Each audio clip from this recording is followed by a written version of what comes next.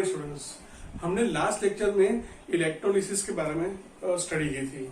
Particularly जब inactive electrode हो उस समय इलेक्ट्रोलाइटिक जो सॉल्यूशन का इलेक्ट्रोलिसिस होता है उसके बारे में स्टडी किया था, पर्टिकुलरली सोडियम क्लोराइड के लिए। और सोडियम सल्फेट के लिए मैं ऐसे ही बोल दिया था, पर हमने यहाँ पर सोडियम सल्फेट के लिए दोनों कंडीशन में इलेक्ट्रोलिसिस रिएक्शंस दिखाए हुए हैं। देखो, यह डाइल्यूट सोडियम सल्फेट है एंड यहाँ पर कॉन्सेंट्रेटेड सोडियम सल्फेट है। तो नॉर्मली सोडियम सल्फेट जब एक्वियस सॉल्यूशन में होता है तो उसके अंदर सोडियम सल्फेट यानी Na+SO4 ion and H2 molecules present होते हैं। तो यहाँ पर एनोड की रिएक्शन की बात करें तो यहाँ पर दो स्पीसीज है जो ऑक्सीजन कर सकती है, सल्फेट आयन एंड जो H2 है उसके अंदर जो ऑक्सीजन है जो -2 है वो खुद का ऑक्सीडेशन कर सकता है। उसी प्रकार से कैथोड पर देखिए तो Na+ है एंड H2 के अंदर जो H+ है वो खुद को रिड्यूस कर सकता है। So there are two species to oxidise और रिड्यूस ऑन द इलेक्ट्रोड। तो यहाँ पर हम देखें तो सल्फेट एंड हमें पता है कि जिसका SRP जिसका स्टैंडर्ड रिडक्शन पोटेंशियल कम होगा वो खुद का ऑक्सीडेशन करेगा। तो सल्फेट एंड H2 ऑक्सीजन की बात करें तो यहाँ पर सल्फेट से H2 ऑक्सीजन का रिडक्शन पोटेंशियल कम है, SRP कम है, तो ये खुद को ऑक्सीडाइज करेगा। तो इस समय यहाँ पर क्या होगा, H2 के अंदर जो ऑक्साइड है वो -2 वो इलेक्ट्रॉन को लिबरेट करके वो खुद ऑक्सीजन के अंदर रिड्यूस हो जाएगा और खुद ऑक्सीडाइज हो जाएगा O2 के अंदर। और यहाँ पर Na+H2 के अंदर जिसका SRP ज्यादा होगा वो खुद का रिडक्शन करेगा। तो यहाँ पर देखो तो ऊपर से नीचे जाते हैं तो SRP इंक्रीज होता है, तो Na+ से H2 रिडक्शन का SRP ज्यादा है तो खुद का रिडक्शन करेगा। और यहाँ पर H2 के अंदर जो H+ है वो H2 में रिड्यूस हो जाएंगे। तो नॉर्मली हम कह सकते हैं कि कोई भी डाइल्यूट इलेक्ट्रोलाइटिक सॉल्यूशन होगा तो उस समय H2 खुद ऑक्सीडाइज एंड रिड्यूस होगा। ठीक है, जैसे NaCl में हमने देखा था कि डाइल्यूट NaCl जब होता है तो H2 खुद का ऑक्सीजन एंड रिडक्शन करता है। अब हम कॉन्सेंट्रेटेड सोडियम सल्फेट की बात करते हैं। यहाँ पर भी ये भी क्या है, ये दोनों भी कार्बन यानी ग्रेफाइट या प्लेटिनम के इलेक्ट्रोड है। ये दोनों इनएक्टिव इलेक्ट्रोड की हम अभी स्टडी कर रहे हैं। तो यहाँ पर क्या हो रहा है, यहाँ पर भी एनोड कैथोड पर यही स्पीसीज है, पर यहाँ पर क्या हो रहा है, यहाँ पर सल्फेट का कॉन्सेंट्रेशन कैसा है, ज्यादा है। तो सल्फेट H2 के अंदर जो ऑक्साइड आयन है वो खुद को ऑक्सीडाइज कर सकता है, पर यहाँ पर सल्फेट आयन की कॉन्सेंट्रेशन ज्यादा होने की वजह से सल्फेट आयन खुद ऑक्सीडाइज होगा एंड इस तरह से डाइसल्फेट आयन में वो कन्वर्ट हो जाएगा। तो यहाँ पर तो नॉर्मली H2 का SRP ज्यादा होने की वजह से वो खुद को यहाँ पर रिड्यूस करेगा, पर यहाँ पर ये दोनों जो एनोड पर की ऑक्सीजन है उसको आपको याद रखना है कि अगर सल्फेट डाइल्यूट है तो H2 में ऑक्सीजन खुद को ऑक्सीडाइज करेगा O2 के अंदर, पर जब सल्फेट आयन की कॉन्सेंट्रेशन ज्यादा होगी उस समय डाइसल्फेट आयन बनेगा। अब हम बात करते हैं एक्टिव इलेक्ट्रोड के लिए। तो यहाँ पर हम एग्जांपल ले रहे हैं।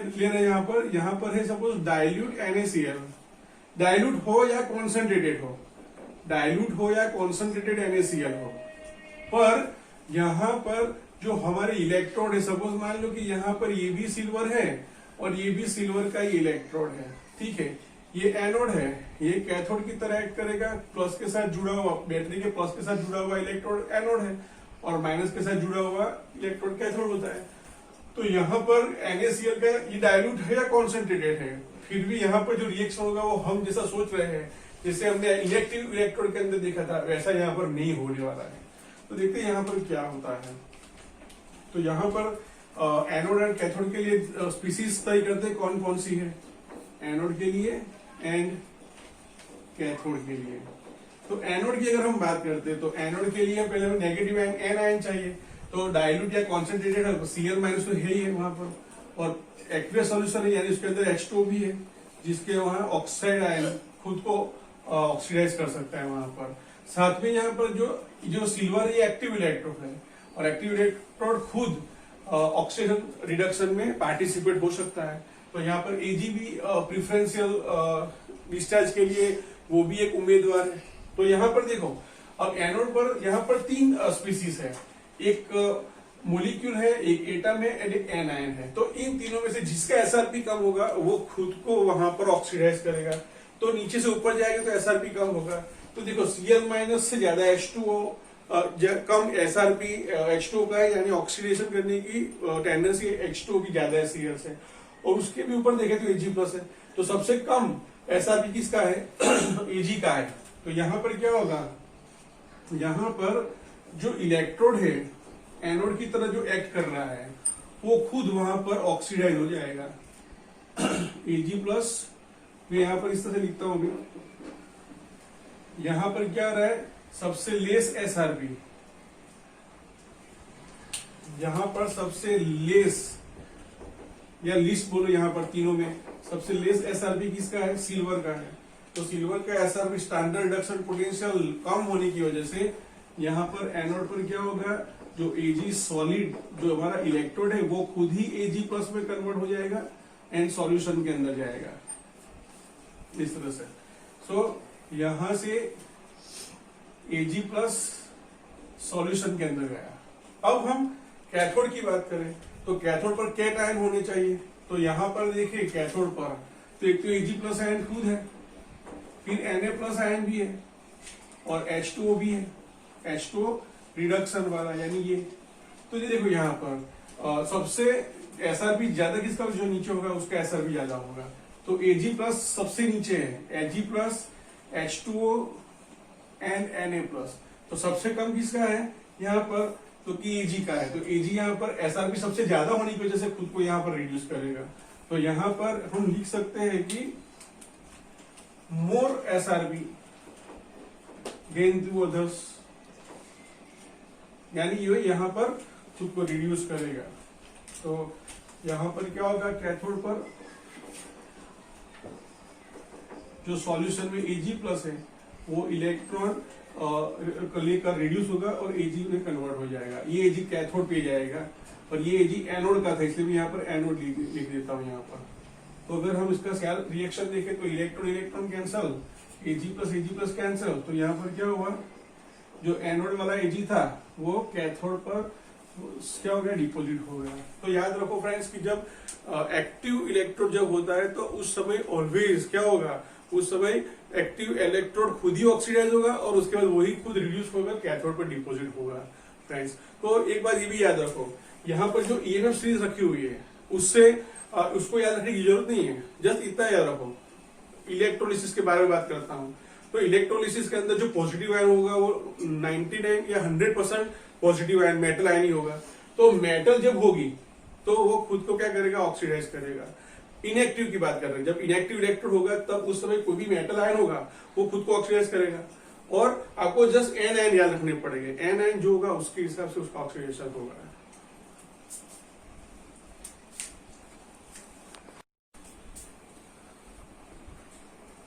अब हम एक ही इलेक्ट्रोलाइटिक सॉल्यूशन के लिए active electrode and inactive electrode means inert electrode का हम स्टडी करेंगे। जैसे यहाँ पर अगर देखिए तो यहाँ पर दोनों ओर कॉपर सल्फेट का सॉल्यूशन है, यहाँ पर दोनों ओर कॉपर सल्फेट का सॉल्यूशन है। जैसे यहाँ पर CuSO4 एक्वेस सॉल्यूशन है और यहाँ पर भी CuSO4 का एक्वेस सॉल्यूशन है। यहाँ पर देखिए तो यहाँ पर जो एनोड कैथोड है वो दोनों इनर्ट है, यानी सपोज यहाँ प्लेटिनम के इलेक्ट्रोड है या ग्रेफाइट के इलेक्ट्रोड है और यहाँ पर कॉपर के ही खुद के इलेक्ट्रोड है। यहाँ पर भी कॉपर है, यहाँ पर भी कॉपर, ये एनोड कॉपर है, ये कॉपर कैथोड का है। इस तरह से हम देख सकते हैं यहाँ पर। तो यहाँ पर ये इनर्ट इलेक्ट्रोड है तो यहाँ पर जो प्रोडक्ट मिलेगी वो डिफरेंट मिलेगी और यहाँ पर एक्टिव इलेक्ट्रोड है तो यहाँ पर भी डिफरेंट हमें प्रोडक्ट मिलेगी। तो यहाँ पर देखते हैं, सबसे पहले तो देखिए यहाँ पर एनोड क्या है, एनोड पे कौन से स्पेसिस है, कैथोड की तरह एक्ट कौन कर रहा है यहाँ पर। तो यहाँ पर देखिए तो एनोड पर ऑक्सीजन हो गया यानी एन आयन चाहिए। तो यहाँ पर एन आयन कौन कौन से है, एक तो SO4 2- है, सल्फेट आयन है, फिर H2O लिक्विड है, ठीक है, और साथ में यहाँ पर क्या है, प्लेटिनम है। और प्लेटिनम तो इलेक्ट्रोड है वो इनर्ट है, यानी ये खुद से तो रिएक्शन करने वाला है नहीं, यानी प्लेटिनम तो यहाँ पर कोई रिएक्शन नहीं करेगा। तो है कौन, सल्फेट एंड H2O। तो हमें यहाँ पर हमें पता है कि H2O का जो SRP है वो SO4 से कम है, यानी जिसका SRP कम होगा उसका ऑक्सीडेशन होगा यहाँ पर। तो इसका SRP कैसा है, लेस है, तो वो खुद ऑक्सीडाइज होगा। तो यहाँ पर जब ऑक्सीडेशन, यहाँ पर जो रिएक्शन होगा ऑक्सीडेशन का उसके अंदर क्या होगा, H2O के अंदर जो O-2 है वो खुद क्या करेगा, ऑक्सीजन में कन्वर्ट हो जाएगा और 2 इलेक्ट्रॉन लिबरेट करेगा। सो दूसरा H2O का मॉलिक्यूल होगा वो भी ऑक्सीजन को रिलीज करेगा, तो ये O2 में कन्वर्ट हो जाएगा एंड यहाँ पर 4 इलेक्ट्रॉन हो जाएंगे। तो बाकी बचा क्या, क्योंकि यहाँ पर एक ऑक्सीजन के साथ 2 H+ है, 2 ऑक्सीजन के साथ 4 H+ है, तो यहाँ पर 4 H+ आयन बन जाएंगे इस तरह से। कैथोड की बात करें तो कैथोड पर कैटायन जाते हैं, तो कैटायन में यहाँ कौन है, Cu2+ है एंड H2 का H+ है इस तरह से। तो यहाँ पर हम देखें तो Cu2 जिसका SRP ज्यादा होगा वो यहाँ पर रिएक्शन करेगा, ठीक है। तो यहाँ पर अगर हम देखें कैथोड पर, तो कैथोड पर अगर देखें तो H2 रिडक्शन यहाँ पर है एंड जो Cu2+ है ये यहाँ पर है, यानी इसका SRP कैसा है, ज्यादा है। तो जिसका SRP ज्यादा होगा वो रिडक्शन करेगा। तो यहाँ पर क्या होगा, जो Cu2+ है वो खुद यहाँ पर रिड्यूस होगा एंड Cu सॉलिड में कन्वर्ट होगा। तो यहाँ पर अगर हम उसका सेल रिएक्शन देखें तो यहाँ पर क्या होगा, देखो हमें यहाँ 2 से मल्टीप्लाई करना पड़ेगा, ठीक है। तो यहाँ हम क्या करते हैं, यहाँ पर हम 2 से मल्टीप्लाई कर दे तो 4 इलेक्ट्रॉन हो जाएंगे यहाँ पर, यहाँ 2 Cu हो जाएगा, ठीक है। तो 4 इलेक्ट्रॉन कैंसल। तो यहाँ रिएक्शन इस तरह से होगा, 2 Cu2+ aqueous plus 2 H2O, it gives 2 Cu plus O2 plus 4 H+। तो यहाँ पर क्या होगा, यहाँ पर जो Cu है ये हमें यहाँ प्रोडक्ट के फॉर्म में यहाँ पर मिलेगी। तो यहाँ पर Cu कॉपर डिपोजिट होगा यहाँ पर, ठीक है। एंड यहाँ पर क्या होगा, यहाँ पर O2 रिलीज होगा। पर अगर हम कॉपर एक्टिव इलेक्ट्रोड की जब बात करते हैं तो क्या होता है, देखते हैं यहाँ पर भी हम लिखते हैं anode and cathode, anode and cathode. अब एनोड पर यही सब तो आने वाला है, कौन कौन आएगा यहाँ पर, SO4 2-, फिर H2O ऑक्सीडाइज होने वाला H2, फिर यहाँ पर कॉपर इलेक्ट्रोड है, तो कॉपर एक्टिव इलेक्ट्रोड है, एक्टिव इलेक्ट्रोड खुद का ऑक्सीजन रिडक्शन कर सकता है। तो यहाँ पर देखिए, तो जिसका SRP कम होगा वो यहाँ पर ऑक्सीडेशन करेगा। तो SRP ऊपर जाते हैं तो कम होता है। तो देखो सबसे पहले SO4 फिर H2 एंड देन Cu। तो जो Cu है यहाँ पर उसका SRP कैसा है, क्योंकि उसका SRP यहाँ पर लिस्ट है, तीनों में सबसे कम है। तो ये कॉपर क्या करेगा, यहाँ पर ऑक्सीडाइज होगा। तो यहाँ पर क्या होगा, ये कॉपर एनोड का, इसलिए हम Cu A लिखते हैं यहाँ पर। तो यहाँ एनोड पर ऑक्सीजन होगा, वहां पर कॉपर खुद को Cu2+ के अंदर ऑक्सीडाइज करेगा एंड 2 इलेक्ट्रॉन वहां पर लिबरेट हो जाएंगे।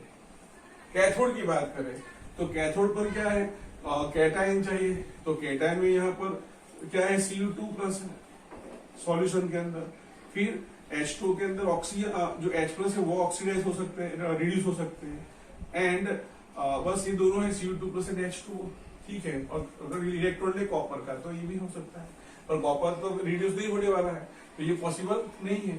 अब Cu2+ H2 में जिसका रिडक्शन पोटेंशियल ज्यादा होगा, यहाँ पर H2 कौन है, यहाँ H2 रिडक्शन वाला लेना है हमें। तो H2 रिडक्शन ये रहा एंड जो Cu2+ है वो यहाँ पर है। तो इन दोनों में इसका SRP कैसा है, ज्यादा है, तो वो रिड्यूस होगा। तो यहाँ पर हम लिख सकते हैं कि the standard reduction potential of Cu2+ is more than the standard reduction potential of H2O reduction के लिए। तो यहाँ पर हम लिख सकते हैं क्या, क्योंकि H2 जो है, सॉरी यहाँ जो Cu2+ है वो जो 2 इलेक्ट्रॉन एनोड पर रिलीज हुए उसको लेकर कॉपर में वो रिड्यूस हो जाएगा। अब ये कॉपर कहाँ डिपोजिट हो रहा है, देखो यहाँ Cu2+ है और अब ये यहाँ Cu पर कैथोड, ये Cu कैथोड है, ये Cu एनोड है, तो Cu कैथोड पर ये डिपोजिट हो रहा है। तो अगर हम ओवरऑल रिएक्शन देखें तो इलेक्ट्रॉन कैंसल, Cu2+ कैंसल, ये Cu सॉलिड कौन कहाँ का है, एनोड का है। ये Cu एनोड से Cu कैथोड पर डिपोजिट हो रहा है। तो इस रिएक्शन का इस्तेमाल हम कहाँ करते हैं, प्योरिफिकेशन के अंदर। जब हम मेटलर्जी के अंदर जब हम कॉपर इम्प्योर फॉर्म में, जब हम क्रूड कॉपर को हम जब फाइंड करते हैं तो उसके बाद उसको प्योरिफिकेशन के लिए हम ये इस्तेमाल करते हैं। तो जब एक्टिव इलेक्ट्रोड जब अगर है तो उस समय वही वहां पर ऑक्सीडाइज रिड्यूस होगा।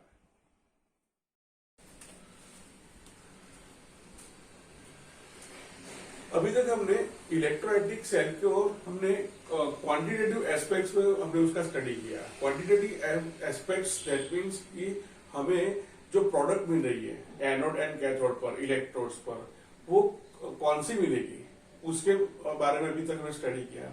अब हम इलेक्ट्रोलाइटिक सेल को हम अब क्वालिटेटिव के नजरिए से हम देखेंगे, यानी यहाँ पर जो एनोड एंड कैथोड है वहां पर कोई मेटल डिपोजिट हो रही है या फिर कोई लिक्विड बन रहा है वहां प्रोड्यूस हो रहा है, या फिर गैस लिबरेट हो रहा है यहाँ पर, उसको हम स्टडी करेंगे। यानी हम अमाउंट के बारे में स्टडी करने वाले हैं, कितनी अमाउंट कितना टाइम इलेक्ट्रिक करंट पास करने से हमें मिलेगी, हम उसकी स्टडी करने वाले हैं। तो यहाँ पर हम देख सकते हैं कि यहाँ पर जो इलेक्ट्रोलाइटिक एक टैंक है जिसके अंदर 2 इलेक्ट्रोड्स रखे हुए हैं, इलेक्ट्रोलाइटिक सेल है वहां पर, इलेक्ट्रोड्स वहां पर उसके अंदर डिप किए हुए हैं। तो मान लीजिए कि यहाँ पर मोल्टन NaCl हमने लिया है, मोल्टन NaCl यानी Na+NCl- हमने यहाँ पर लिया है, मोल्टन स्टेट में है। NaCl कौन सा है, मोल्टन फॉर्म में है यहाँ पर। तो जब हम इस इलेक्ट्रोलाइटिक सॉल्यूशन के अंदर इलेक्ट्रोड्स डाल के फिर डीप करके उसके अंदर जब हम इलेक्ट्रिक करंट पास करते हैं, तो मान लेते हैं कि यहाँ पर जो अमाउंट जो इलेक्ट्रिक करंट का जो है, the amount of electric charge वो Q है सपोज, तो कोई अमाउंट ऑफ इलेक्ट्रिक चार्ज पास करने पर इलेक्ट्रोड्स पर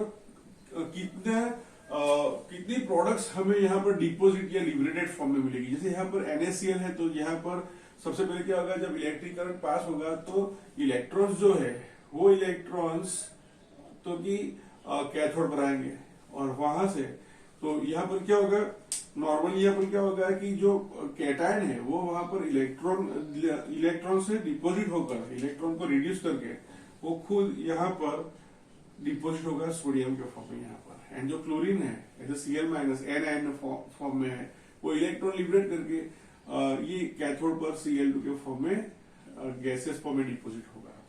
तो हम ऐसा बोल सकते हैं, अगर गैसेस फॉर्म में हो तो हमें वहां अमाउंट जो मिलेगी वो मास के फॉर्म में मिलेगी, वेट के फॉर्म में मिलेगी। अगर वो लिक्विड है तो वॉल्यूम के फॉर्म में, वैसे भी अगर गैसेस फॉर्म में है तो वो भी हमें वॉल्यूम के फॉर्म में मिलेगी।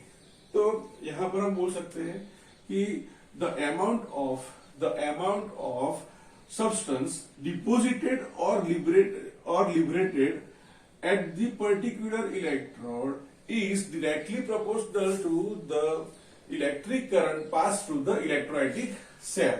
तो हम यहाँ पर ऐसे लिख सकते हैं, the amount यहाँ पर हम क्या लिखेंगे, अगर वॉल्यूम अगर लिक्विड है या गैसेस फॉर्म में वॉल्यूम में आएगा अमाउंट, एंड अगर सॉलिड फॉर्म में है तो वो मास के फॉर्म में आएगा। तो हम मास के फॉर्म में अगर लिखते हैं यहाँ पर, तो अगर हम मास को W से रिप्रेजेंट करें, सो द अमाउंट या the mass of the substance deposited और liberated on electrode is directly proportional to the amount of electric charge pass through the electrolytic cell. So W is proportional to Q हो जाएगा। So this is our first formula for Faraday's first law. अब हम क्या करते हैं, अब यहाँ पर हम प्रोपोर्शनलिटी को हम निकाल देते हैं। तो क्या हो जाएगा, देयरफॉर W यानी मास, W को मास भी बोल सकते हैं हम, normal day to day life में हम मास को वेट के फॉर्म में ही लेते हैं, तो यहाँ पर हम W भी लिखते हैं या हम स्मॉल m भी लिख सकते हैं। सो W यहाँ पर प्रोपोर्शनलिटी निकाल देते हैं, तो यहाँ पर कांस्टेंट आएगा W is equal to Z into Q। अब Z क्या है, so Z here, Z is equal to, where Z is equal to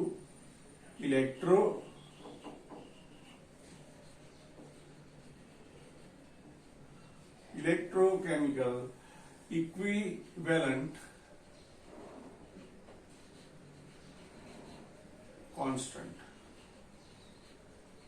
अगर मुझे उसको डिफाइन करना है तो क्या करना पड़ेगा, तो कि यहाँ पर Q1 लेना पड़ेगा। अगर Q1 होगा तो W is equal to Z हो जाएगा, यानी जब 1 कूलम इलेक्ट्रिक करंट जब हम पास करते हैं, देखो अगर मैं Q is equal to 1 coulomb ले लेता हूं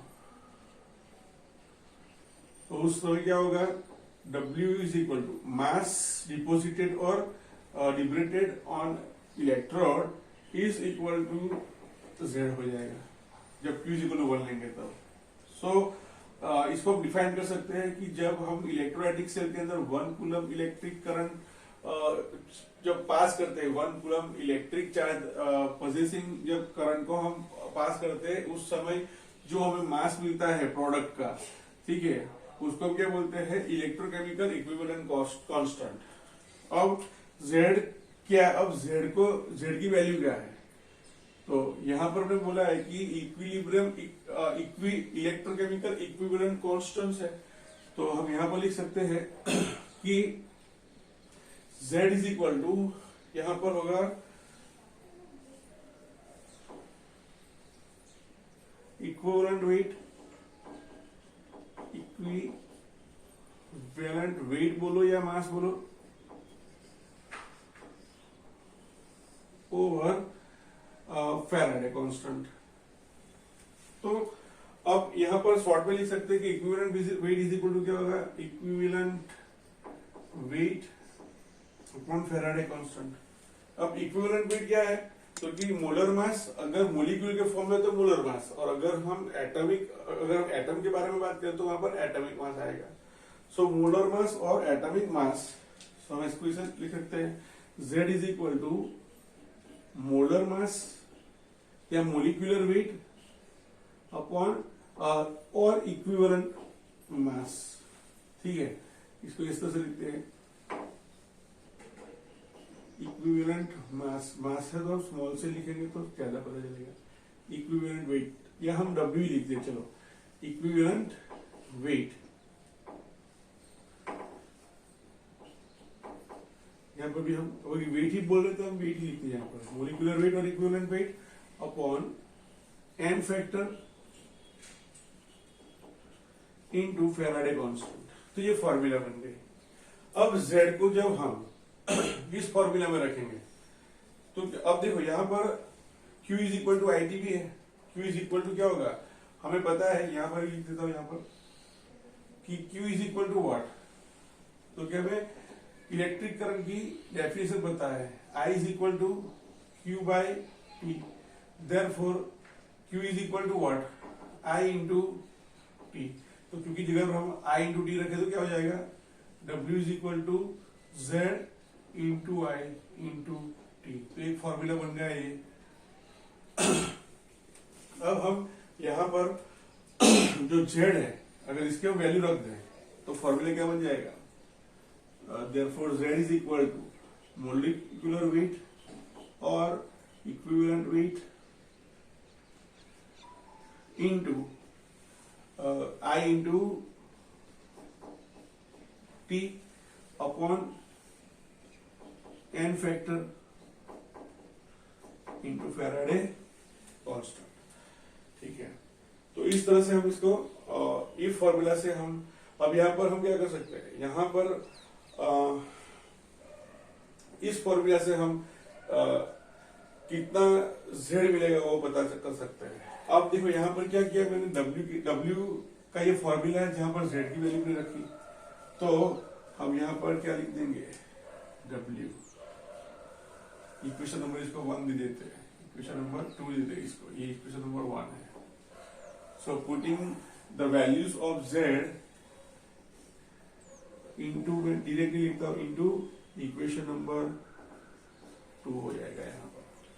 अब बात करते हैं, जब ऐसे बहुत सारे इलेक्ट्रोलाइट, एक से ज्यादा इलेक्ट्रोलाइटिक सेल को जब हम सीरीज के अंदर हम जोड़ते हैं और उस समय जब हम इलेक्ट्रिक करंट पास करते हैं फॉर सेम अमाउंट, देखो अगर हम सीरीज में जोड़ेंगे तो ये सेम अमाउंट ही इलेक्ट्रिक करंट की पास होने वाली है सभी इलेक्ट्रोलाइटिक सेल के अंदर, एंड फॉर सेम टाइम, क्योंकि सीरीज में है, यानी जितना टाइम हम इलेक्ट्रिक करंट पास करेंगे उतना सारा जो इलेक्ट्रिक का जो करंट है वो सभी इलेक्ट्रोलाइटिक सेल के अंदर फ्लो होगा। तो उस समय क्या होगा, यहाँ पर ये नेगेटिव टर्मिनल है, ये पॉजिटिव टर्मिनल है, तो यहाँ पर जितने ही राइट साइड के जो इलेक्ट्रोलाइटिक सेल के अंदर इलेक्ट्रोड्स है वो सारे कैथोड है, यानी ये कैथोड है, ये भी कैथोड है एंड ये भी कैथोड है। तो जब इलेक्ट्रिक करंट हम पास करेंगे तो ये सीरीज के अंदर इस तरह से आएगा, सबसे पहले कैथोड के अंदर जाएगा, सपोज यहाँ पर मान लेते हैं कि यहाँ पर different electrolytic solution molten state में लिए है, मोल्टन स्टेट में, यानी सिल्वर क्लोराइड है, मैग्नीशियम क्लोराइड है, एल्यूमिनियम क्लोराइड है। तो यहाँ पर जब कैथोड पर इलेक्ट्रॉन आएगा, ठीक है, तो उस समय यहाँ पर जो Al3+ है वो क्या होगा, यहाँ पर रिड्यूस होगा एल्यूमिनियम सॉलिड के फॉर्म में। फिर उस समय यहाँ पर जो डाइक्लोराइड आयन है वो क्या करेगा, वो ये जो क्लोराइड आयन है ये एनोड पर खुद को ऑक्सीडाइज करेगा एंड वहां यहां से यानी यहाँ पर Cl2 मिलेगा। अब क्या होगा, जो इलेक्ट्रॉन है वो दूसरे इलेक्ट्रोलाइटिक सेल के अंदर जाएंगे। उस टाइम पर जो कैथोड है वो अभी यहाँ पर ऐसे मान लेते हैं कि जो इलेक्ट्रॉन है वो इनर्ट फॉर्म में है। तो अब यहाँ पर क्या हो रहा है, तो कि ये इलेक्ट्रॉन जब कैथोड पे आएंगे इस तरह से, तो यहाँ पर जो कैट आयन है जैसे Mg2+ है, तो Mg2+ क्या होगा, यहाँ पर रिड्यूस होगा, ठीक है। और जो डाइक्लोराइड है, जो क्लोराइड आयन है, वो लिबरेट होकर यहाँ पर इलेक्ट्रॉन ये खुद को Cl2 में कन्वर्ट करेगा एंड जो इलेक्ट्रॉन है वो एनोड टू कैथोड पर फ्लो होगा इस तरह से। ये एनोड था।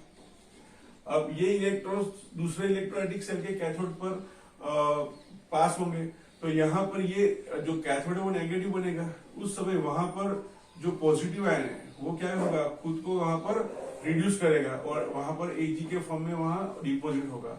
और जो क्लोराइड आयन है वो यहाँ पर क्या होगा, एनोड पर खुद को ऑक्सीडाइज करेगा Cl2 के फॉर्म में एंड जो इलेक्ट्रॉन्स है वो पॉजिटिव टर्मिनल पर चले जाएंगे।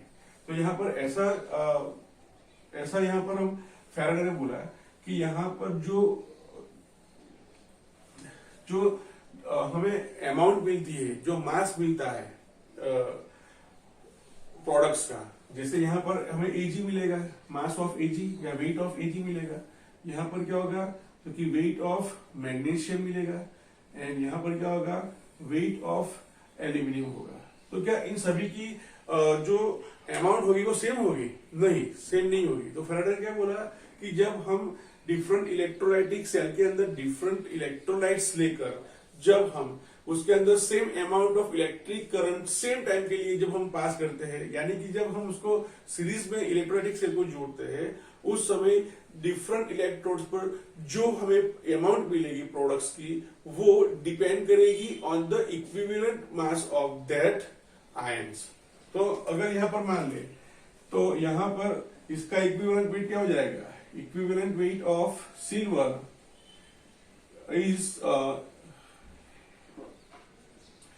is to equivalent weight of magnesium is to equivalent weight of aluminium हो जाएगा। तो इसको हम ऐसे भी लिख सकते हैं, therefore हम यहाँ पर लिख सकते हैं कि weight of या mass of Ag upon equivalent weight of Ag is equal to weight of magnesium upon equivalent weight of silver। हम एल्यूमिनियम के लिए भी लिख सकते हैं कि वेट ऑफ एल्यूमिनियम यानी mass of aluminium deposited on the electrode is equal to क्या होगा, तो कि वो is proportional to their equivalent mass. तो ये फॉर्मूला बन गई। इससे हम आसानी से हम किसी भी यहाँ पर तीन वैल्यूज दी हुई है तो हम फोर्स वैल्यू हम फाइंड कर सकते हैं। यानी यहाँ पर अगर सिल्वर का वेट दे दिया है, मैग्नीशियम का मास दे दिया है और सपोज दोनों का एक का मास दिया है, सपोज सिल्वर का और मैग्नीशियम का नहीं दिया है, तो हम क्या करेंगे, हमें सिल्वर और यहाँ पर मैग्नीशियम आएगा, यहाँ पर सिल्वर और मैग्नीशियम का इक्विवेलेंट वेट तो हम फाइंड कर सकते हैं आसानी से। तो उससे हम किसी एक का वेट अगर दिया हुआ है कि कितना प्रोडक्ट मिल रही है, कितनी प्रोडक्ट मिल रही है, तो दूसरे की हम प्रोडक्ट फाइंड कर सकते हैं इस तरह से। तो जब ये फैराडे ने 19th सेंचुरी में ये दोनों लॉज दिए थे, पर उसके बाद मोल कंसेप्ट आया और उसके बाद मोल कंसेप्ट से अभी हम फैराडेस के जो क्वेश्चंस होते हैं वो सॉल्व करते हैं। तो उसके अंदर क्या होता है, तो कि यहाँ पर जब हम मोल कंसेप्ट की बात करें, तो यहाँ पर एनोड एंड कैथोड पर क्या हो रहा है, तो कि एनोड पर ऑक्सीजन हो रहा है एंड कैथोड पर रिडक्शन हो रहा है। तो अभी हम जस्ट कैथोड पर डिपोजिट होने वाले प्रोडक्ट्स की बात करें तो हम यहाँ पर लिख सकते हैं कि यहाँ पर जो सिल्वर है, Ag है, ये Ag+ के फॉर्म में है, वो एक इलेक्ट्रॉन को लेकर Ag के फॉर्म में डिपोजिट होता है। अगर मैग्नीशियम है तो Mg2 plus 2 electrons gives magnesium. अगर एल्यूमिनियम है तो एल्यूमिनियम 3 इलेक्ट्रॉन को लेकर रिड्यूस होगा एल्यूमिनियम के अंदर। तो यहाँ पर जो हमें अमाउंट मिलेगी वो कैसी होगी, क्योंकि वो जो हाफ रिएक्शन यहाँ पर लिखा है, हाफ रिडक्शन रिएक्शन लिया है, उसके अंदर जो स्टोइकियोमेट्रिक कोएफिशिएंट मिलता है उस पर डिपेंड करेगी। तो ये सारी चीजें याद रखनी है और हम इसके ऊपर हम इलस्ट्रेशन और एग्जांपल्स एंड जो कॉम्पिटिटिव एग्जाम के अंदर जो क्वेश्चंस पूछे गए हम उसका भी स्टडी करने वाले हैं।